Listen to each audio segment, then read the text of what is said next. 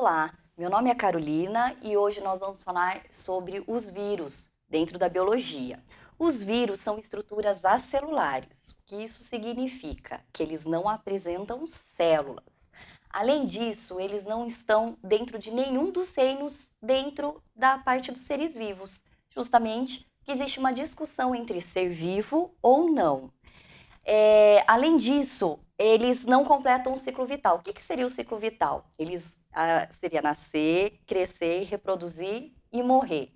Eles não conseguem fazer a reprodução sozinhos, por isso eles são parasitas intracelulares obrigatórios.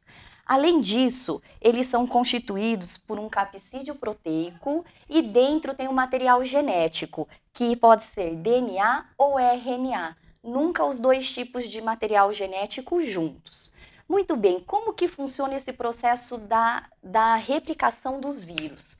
Veja, um vírus, um bacteriófago, por exemplo, quando ele entra dentro de uma célula, uma bactéria, ele vai fazer primeiro uma adesão. Esse período de adesão nós chamamos de uma adsorção.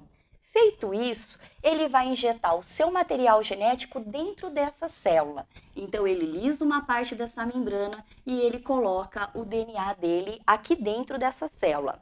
Feito isso, o DNA da célula ele é bloqueado e ele usa todas as estruturas de ribossomos das células para poder sintetizar o seu material. É por isso que ele é parasita obrigatório. Ele vai roubar, usar da célula que ele estiver parasitando para poder completar a sua síntese de proteínas.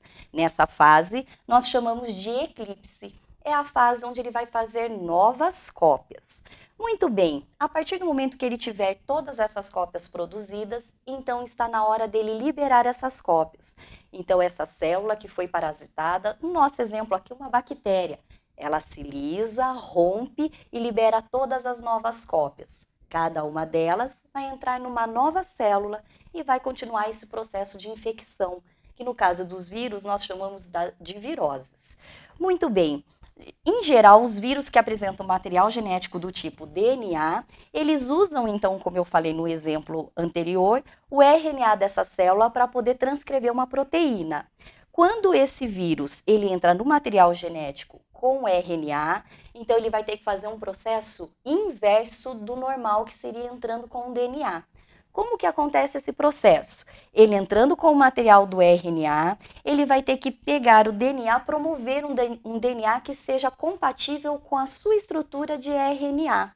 Quando ele faz isso, ele está fazendo uma operação contrária. Se a gente verificar aqui, o normal seria do DNA para um RNA transcrevendo uma proteína. Aqui, no caso, quando o vírus é RNA, ele vai fazer o inverso, ou seja, uma transcrição ao contrário. A isso, na biologia, nós chamamos de uma transcriptase reversa. Veja, fica uma dica para vocês. Toda palavra terminada em ase significa que é feita por uma enzima. No caso, o vírus que contém o RNA, ele libera uma enzima que nós chamamos de uma RNA polimerase, que é a enzima que vai ajudá-lo a fazer essa transcrição ao contrário, essa transcriptase reversa. A partir disso, sendo feito, então ele consegue fazer a transcrição normalmente do DNA para o RNA e transcrever a sua cópia. Esse tipo de vírus nós chamamos de um retrovírus e é comum ser do tipo do vírus do HIV. O vírus do HIV, ele faz esse processo e é por isso que ele é muito mutagênico e é difícil da gente fazer uma vacina, já que são as vacinas que combatem os vírus. Muito bem, qual é a solução para esse tipo de vírus então? A gente precisa ter um coquetel que impeça que ocorra a transcriptase reversa. É o que o AZT faz. Ele simplesmente bloqueia o vírus nessa fase de transcriptase reversa, fazendo com que o vírus fique inativo. Quando ele está inativo, sem atividade metabólica, a gente fala que ele está na forma de cristalização, ou seja, ele fica cristalizado, parado, e aí ele não consegue fazer cópias dele mesmo.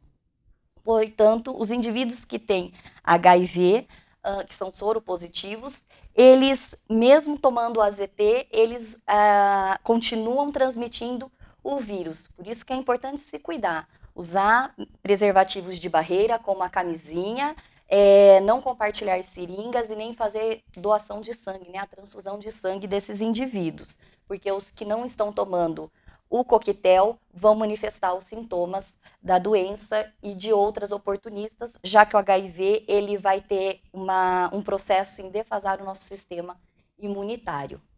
E é isso. Eu espero que vocês tenham de alguma maneira aprendido. A gente se encontra na próxima. Obrigada.